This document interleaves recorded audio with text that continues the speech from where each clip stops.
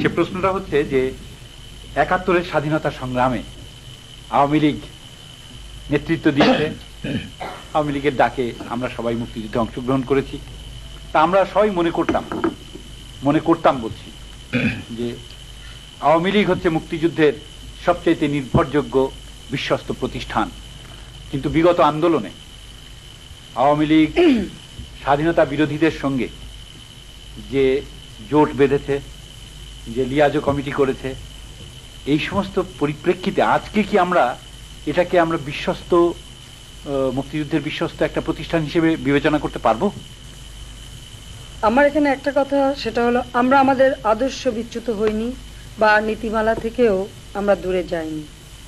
যেখানে জনগণের ভোটের অধিকার আদায়ের বিষয়টা রয়েছে, জনগণের অধিকার আদায়ের আন্দোলনে কিছু কৌশল আমরা অবশ্যই অবলম্বন করেছি।